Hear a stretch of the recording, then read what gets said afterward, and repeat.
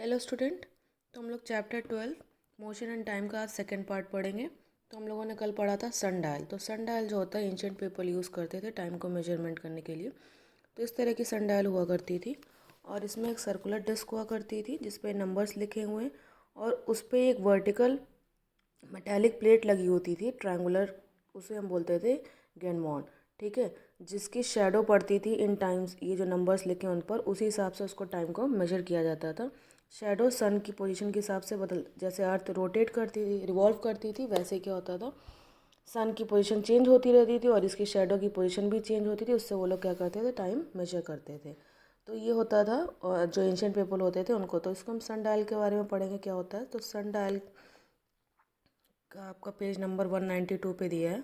The decrease and the increase in the length of the shadow during the day time was use to measure time in sundials. The sundial has a triangular metallic plate called the gnomon fixed vertically at the center of a circular plate. तो जिस तरह से day time change होता था, इसकी shadow भी क्या होती रहती थी, इंक्रीज और डिक्रीज करती रहती थी। और ये जो मेटेलिक प्लेट होती थी ट्रायंगुलर, इसे बोलते थे गैनमॉन, जो एक सर्कुलर प्लेट के ऊपर वर्टिकली फिक्स हुआ करती थी। The device is placed in open in a such a way that gnomon points in the north south direction. और डिवाइस को इस तरह से ओपन में रखा जाता था कि इसकी हमेशा डायरेक्शन जो होती थी वो नॉर्थ साउथ डायरेक्शन में रहती थी। The shadow of the gnomon on the circular scale shows the time at the particular moment. तो जिस तरह से मूवमेंट होता था उसी तरह से उसकी शेडो भी चेंज होती रहती थी और टाइम को मेजर किया जाता था। Sundial indicates the time quite accurately, but the problem with them is that they cannot be used after sunset or on a cloudy day. तो sundial जो थे वो टाइम लगभग एक्यूरेट बताते थे, पर एक प्रॉब्लम इसमें क्या थी कि सनसेट होने के बाद और अगर क्लाउडी डे या बारिश हो रही तो इससे टाइम को मेजर नहीं किया जा सकता था। उसके अलावा एक और क्या प्रॉब्लम थी, they can also not be carried along to different places, क्योंकि ये साइज़ में बहुत बड़ी हुआ करती थी तो इसलिए इनको एक प्लेस से दूसरे प्लेस तक ले जाने में दिक्कत होती थी। One such sundial can be seen Jantar Mantar in new Delhi. तो न्यू दिल्ली में इस तरह से एक सनडायल बनाई गई है, ये है सनडायल वहाँ की। तो इसी तरह वो सन की जिस तरह से शेडो इनकी पड़ती उसी तरह से टाइम मेजर किया जाता था। उसके अलावा और भी डिवाइस यूज़ करते थे लोग उस टाइम पर, ओल्डर टाइम्स में। The other device of the time measurement use by the people of older times were candle clock and sand clock. उसके अलावा वो क्या यूज़ करते थे, कैंडल क्लॉक और सैंड क्लॉक। ये होती थी कैंडल क्लॉक और ये सैंड क्लॉक या फिर hourglass. Roman actually used to sand clocks, which worked on a principle that definite amount of a sand take constant time to fall from the upper chamber to the lower chamber. The constant time was a unit of measurement time commonly called the hour. तो इस तरह की Romans use किया करते थे, जिसे बोलते थे वो सैंड क्लॉक। तो इसमें क्या होता है, दो चैम्बर हुआ करते थे, एक अपर चैम्बर और लोअर चैम्बर। तो इनमें सैंड एक्यूरेट अमाउंट में सैंड भर दी जाती थी, जो बिल्कुल किसी एक्यूरेटली टाइम पर क्या होती थी, कांस्टेंट टाइम पर वो अपर चैम्बर से लोअर चैम्बर में गिरती रहती थी। जब ये अपर चैम्बर पूरी तरह से खाली हो जाता था तो उसको एक टाइम पीरियड इन्होंने माना था आर। तो अगर पूरा अपर चैम्बर की सैंड सारी लोअर चैम्बर में आ गई तो उनका एक आर कंप्लीट हो जाता था। इसलिए इस सैंड ग्लास को और क्या बोलते हैं, आर ग्लास। इसके बाद एक्टिविटी 12.2 में दिया कि आप कैसे घर पर आर ग्लास या फिर सैंड ग्लास बना सकते हैं। इसमें दो ट्रांसपेरेंट प्लास्टिक बॉटल लेनी है जो कि इक्वल साइज़ की होनी चाहिए और उनके बीच में क्या करना है, कार्डबोर्ड डिस्क लगा देनी है और जिसमें एक स्मॉल होल कर देना है। Put the some sand in a one bottle and place cardboard disc in a mouth. तो क्या करना है कि एक बॉटल में कुछ सैंड भरनी है और उसके ऊपर कार्डबोर्ड लगा देना है। Now invert the other bottle, उसके बाद उसको उल्टा करके दूसरी बॉटल के ऊपर रख देना है।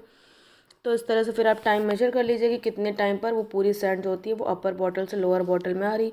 तो अगर मान लीजिए आपने छोटा होल किया होगा तो टाइम ज़्यादा लेगा, अगर बड़ा होल करेंगे तो टाइम कम लेगा। तो इस तरह से आप लोग अपने घर पे एक आर ग्लास या फिर सैंड क्लॉक बना सकते हैं। फिर है पेंडुलम क्लॉक।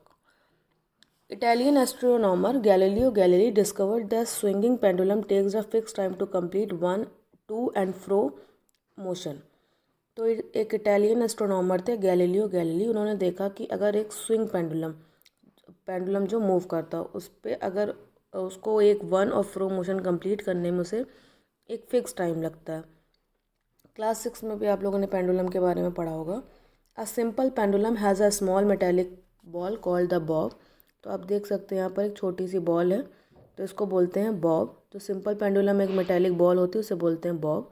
जो एक ऊपर रिजिड स्टैंड, एक स्टैंड होता है उस पर लगी हुई थी, किसके थ्रू, एक धागे के थ्रू या स्ट्रिंग के थ्रू लगी होती है। When the bob of the pendulum at the O, जब ये ओ पोजीशन पर है बॉब, जैसे ये आपको दिख रहा है, तो इसे हम बोलते हैं mean position. When the bob of pendulum displace slightly and release it begins to move and to and fro. इसको अगर हम मान लीजिए ए पोजीशन तक ले जाएं और फिर वहाँ से छोड़ दें, तो ये क्या होगा, टू एंड फ्रो के फॉर्म में मूव करने लगे। जैसे आप झूला झूलते हैं, आगे जाते फिर पीछे आते, इसी तरह से ये बॉब क्या होगा, टू एंड फ्रो के फॉर्म में क्या करने लगेगा, मूव करने लगेगा। One oscillation of pendulum is completed when the bob moves from position O to A, then from A to B and then back from B to A. तो एक oscillation क्या होता है पेंडुलम का, जैसे ये बॉब है, ठीक, इसको हम पॉइंट ए तक ले गए, वहाँ से हमने उसको छोड़ दिया, ठीक। अब ये ए से बी तक जाएगा, फिर बी से वापस ओ तक आएगा। इस पूरे को हम क्या बोलते हैं, वन ऑसिलेशन। और एक ऑसिलेशन को कंप्लीट करने में जितना टाइम पीरियड लगता है उसे जितना भी टाइम लगता है उसे हम बोलते हैं time period. The time taken by the pendulum to complete one oscillation is called the time period. तो वन ऑसिलेशन कंप्लीट करने में पेंडुलम को जितना भी टाइम लगेगा वो होगा उसका time period. The pendulum clock was invented by Christian Huygens in 1756 to make the simple pendulum and find out इस टाइम पीरियड। तो ये एक्टिविटी दी है, इसमें आप एक सिंपल पेंडुलम बना सकते हैं घर पे भी, और उसके बाद उसका टाइम पीरियड आप इस जो ये टेबल दिया उसमें नोट डाउन कर सकते हैं। आगे पढ़ेंगे। The pendulum in a pendulum clock swing continuously under the influence of wound up string control the action of hand in a mechanical wrist watch.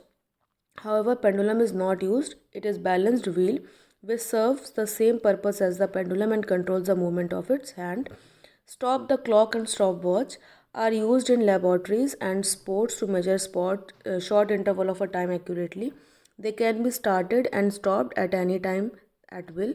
They are actually in the improved form of wristwatch and measure time up to 1/10 of the second. तो pendulum और pendulum clock जो होते हैं continuously क्या करते रहते हैं, swing करते रहते हैं, और एक टाइम पर आके वो रुक जाता है। इसी तरह से जो हमारी रिस्ट वॉच होती है, जो ये रिस्ट वॉच आप देख रहे हैं जो हम लोग यूज़ करते हैं, तो रिस्ट वॉच में भी पेंडुलम नहीं यूज़ होता, लेकिन इसी तरह का उसमें क्या होता है, व्हील यूज़ होता है, ठीक है। और क्लॉक और स्टॉप वॉचेस जो होती है वहाँ पर भी इसका यूज़ किया जाता है, जिसका यूज़ लेबॉर्ट्री और टाइम स्पोर्ट्स में मेजर किया जाता है कि अगर हमें रेस हो रही है तो वहाँ पर स्टॉप क्लॉक का यूज़ किया जाता है, कितने time of short interval of time पे मतलब कितना रेस कवर की, इस तरह से। They can be started and stopped at any time. तो जो स्टॉप वॉच या स्टॉप क्लॉक होती हैं ये है स्टॉप क्लॉक जो लैब में यूज़ होती है, और ये है स्टॉप वॉच जो कि स्पोर्ट्स में यूज़ होती है। तो इसको क्या करते हैं, इसमें एक्यूरेटली टाइम बताती है, और ये इतनी एक्यूरेट होती हैं कि सेकेंड्स का 1/10 पार्ट भी बता सकती हैं। Nowadays, most clock and watch have electric circuit with one or more cell and are called digital or quartz clock or watches. तो अब क्लॉक्स बहुत मॉडिफाई हो चुकी है, उसमें इलेक्ट्रिक सर्किट का भी यूज़ किया जाता है, तो इन्हें डिजिटल क्लॉक कहते हैं, या फिर क्वार्ट्स क्लॉक या वॉचेस, जैसे कि ये डिजिटल क्लॉक है। Digital clock and watches are vibration of quartz crystal measure time much more accurately compare to the earlier variety.